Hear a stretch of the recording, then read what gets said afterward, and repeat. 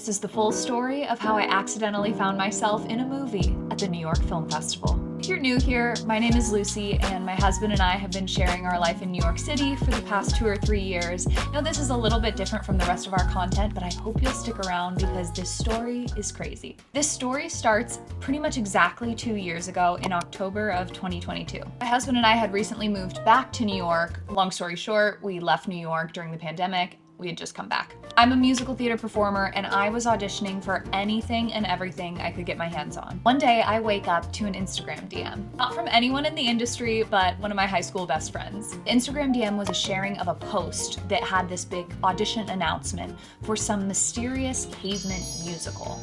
I didn't know what that was at the time. All I knew is that they were making a musical about some band called Pavement that I'd never heard of before, but I was like, why not? I'll just audition. I emailed the little email address on the Instagram post and I heard back the same day. First thing that was unique about this audition experience is we had to sign releases to be filmed. So I knew there was like some hypothetical film piece of this audition process, but I didn't really know what that was. All I knew is I was signing my rights away to have my audition be filmed, and that was a little bit frightening. On October 27th, I did my audition, started with dancing. Choreographer for this show was Angela Trimber, and you know her work at all. It is whimsical, silly, not taking yourself too seriously, but such athletic dancing. It was probably one of the hardest dance calls I've ever done. It was so quick, it was difficult, and I left feeling like, okay, I did my best, I gave it my all, but it was challenging. Immediately after we danced, we were invited in to sing. I think I was the second person to go. I felt much stronger about my singing. We were asked to sing a Pavement song, so I'd never heard of the band before. And if you've ever heard the music of Pavement, it's not really like musical theater leaning. So it was so silly hearing a bunch of musical theater people sing this like grunge rock band's music. After I sang, they said some encouraging words and I was like, all right, I felt pretty solid about that. Felt like right about the dancing. I went on my merry way. I think it was 3-4 days later, I get an email from Angela. And she pretty much said, we loved your singing so much. You're in our final couple people, but we want to see you do the dance again. I think it was 1:30 p.m. when I got this email and they wanted me to film the dance by 5 o'clock and have it back to them. So I dropped what I was doing, headed to my gym, refilmed the dance, and this time felt very strong about it.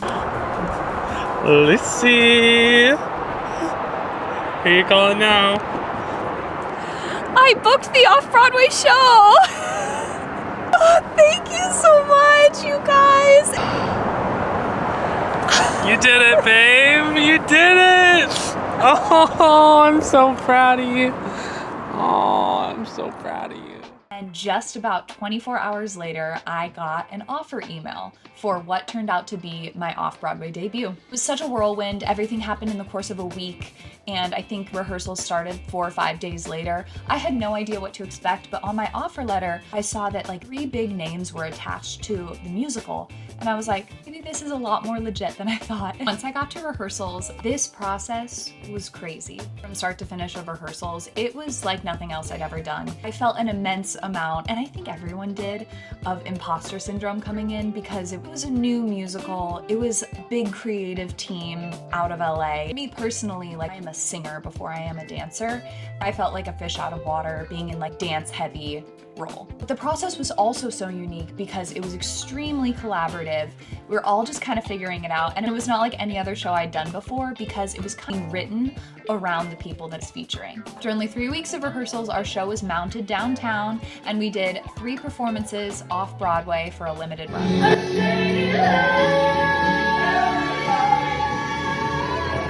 Let me explain a little bit about the band Pavement for those of you who don't know. The band Pavement has a cult following. They were mainly popular in the 80s and 90s, but mostly the 90s. So their audience is like currently mid-40s people who were like growing up in the 90s. And Pavement is a band that you cannot pin down. People have asked them in interviews over the years, like, is it ironic? Is it a joke? If you listen to any of their music, like, the melody lines don't make sense. Like, the lyrics either sound like the most brilliant poetry you've ever heard or just like nonsense. It really just leans into who the band members are as people of like classic 90s slacker lifestyle. Once rehearsals started, we got to learn a little bit more about what this project really was. You may or may not have heard of him, but Alex Ross Perry, wonderful filmmaker, had this concept for a film. He was going to make essentially a documentary slash like mockumentary about all of the ways that you can honor a rock band. It was really stressful at times, only having 3 weeks to put up an entirely original show with no context, but it ended up getting some great reviews, and there were even talks about like it continuing in the future. Once December 2022 came and went and my show was over, I honestly just was like, all right, great experience, moving on to the next. And to be honest with you, I was like, why would they want this off-Broadway musical in like feature film? So even though they had mentioned to us that like, they were filming parts of the rehearsal process along the way, I was doubtful that it would ever really be featured. But then in July 2024, almost 2 years later, I get another Instagram DM, which I guess moral of this video is to check your Instagram DMs. I get an Instagram DM with our whole cast from the director letting us know that this film is premiering at the Venice Film Festival next month. And he sends the link to the movie and the IMDb page, and I was like, oh my gosh, it really happened.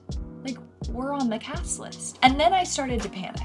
Because I was like, you know, in a typical movie, you know your script, you know what parts of the movie you might be in. And then I was like, oh my gosh, I have no idea what this movie is about. At this point, it doesn't feel real, nor does it feel like we're gonna get an invitation of any sort. Like, we played such a small role in this. But over the next few weeks, I think we started to realize, the entire cast, that like we weren't playing a small role in it. We were actually throughout the entire movie. It became official that on October 2nd, Pavements was gonna premiere at the New York Film Festival, and we were gonna get to go. So here we are, week of the premiere, and this is what happened. The day before the movie premiered, the band, Pavement itself, decided they wanted to do a one-night only concert at Sony Hall, and we were gonna get to go. Going to our favorite band tonight. I won't know a single word, but that's okay.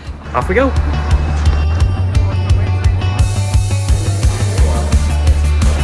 You ready?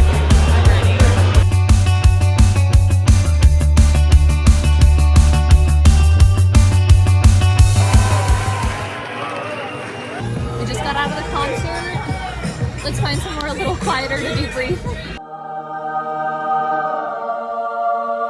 I don't know if I've ever been given a set list at a concert before. It was a pretty cool start, but it kind of felt creepy to like pull it out and study it during it, so I kept it in my pocket. The band definitely attracts a certain kind of crowd. Now all of those people are in their 40s or 50s, but it's like the most laid back group of people. Pretty much no one moved the whole concert. They just like obediently stood there and watched. Even like a little like, felt a little out there. It was fun to hear Chandler hear their music for the first time outside of the musical version, because I think you were just expecting to hear the musical in your head the whole time. Yeah, that's true. In my opinion, the musical was better. That's probably a crazy take. I'm a little biased. Heading to bed that night, it was truly surreal thinking that I would wake up the next day and be, in theory, walking the red carpet. But the next day, that was when it hit me that I didn't have anything to wear. I searched my closet last night and I don't think I have anything to wear, so I'm gonna head down to Nordstrom, try to find something. I know you probably did think it through. You just like kept wanting to push it. Do you wanna know what I thought through? What? I thought through, I don't wanna spend money on something. I'll find something at home. But I didn't think through what I had at home. Ah, time is ticking. You got this. Thank you. Here's to hoping. Okay, here's the first one. Pretty, I like it. Initial thoughts are that I think I just got too big of a size. Okay, I think this one is pretty. It's kind of giving Bridgerton. It literally looks like a costume from Wicked. Am I wrong? That's so funny. Maybe I'll still get it. I'm feeling overwhelmed right now. I don't love any of it. And I don't think I should buy something if I don't love it, especially if it's not less than $100. So I think I'm gonna venture out one more time. Look for long dresses this time. We're starting over. So gorgeous, but maybe not for this. I think I really like this one. It feels very movie premiere. Oh, I just got excited for the first time. Maybe that's a sign. I'm nervous to even put this on because I'm worried I'm gonna like it too much, and this is not the budget option. Oh my goodness, it is so beautiful. I think I made my decision, but I'm gonna have Chandler be the final say. I have so much energy now. Finished my work day, went to the gym, time to eat dinner, get ready, go to the movie premiere. I put a little poll in my Instagram and it seems like pretty much everyone is saying red dress. All right, let me see those dresses. I don't know how I feel about the pattern, personally. That's fair. That's fair. Like, it looks like it's trying to be tie-dye, but it's not. Yeah, it's called shadow. Biggest pro is I think I'd wear it again. A Yeah. lot. But I think maybe it's a sign if I say it's easy to dress down for date night, that I should maybe not buy it for a red carpet. Okay, well, let's see the red. This is what the people want, Chandler. What do you think? I mean, I love this dress. Yeah. I feel like It's a yeah for tonight. this feels way more like the vibe you're probably trying to go for. Yeah, I think this is the winner.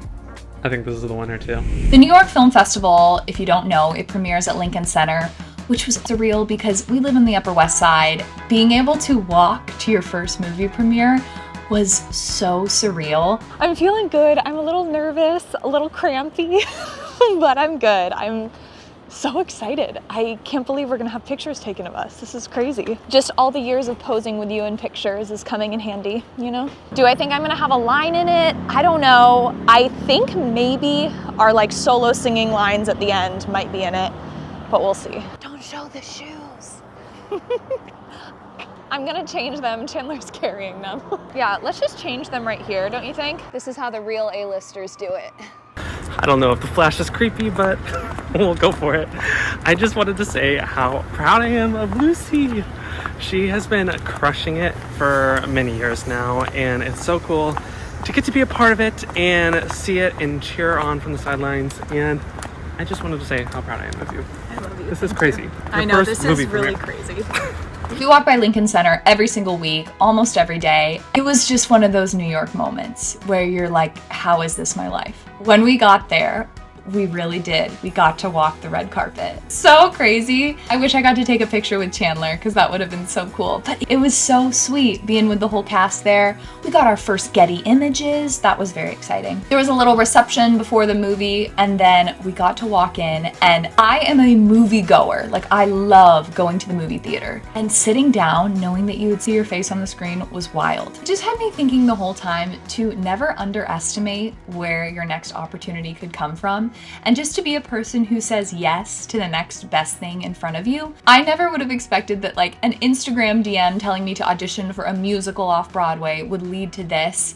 I don't know, it doesn't always follow the same trajectory you think it will, and the Lord writes the best stories. So how was the movie? It was fantastic. It was genuinely a movie concept I've never seen before, and I think anyone who sees it will say the same thing. It was a documentary with the making of the biopic, the musical, and the museum, all scattered throughout, interspersed. It was not really linear.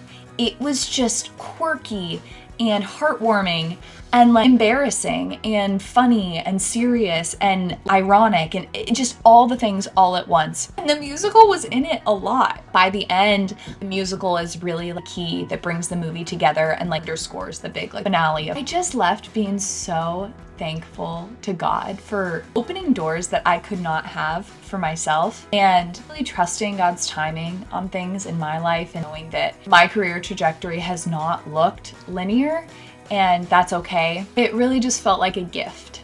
It felt like a gift from God to be able to do that and be a part of that. So there you go. There is the full story of how I accidentally ended up in a movie at the New York Film Festival without auditioning for it. I hope this will encourage someone to follow their dreams that maybe felt like their dream died a little bit, or just to believe that like you could do something that you didn't even dream about. That was my case, and I'm really thankful. If you enjoyed this story, please like, subscribe, and stick around for more stories about our life here in New York. Thanks for listening, and YouTube thinks that you'll like this video on my face right here. Okay, bye.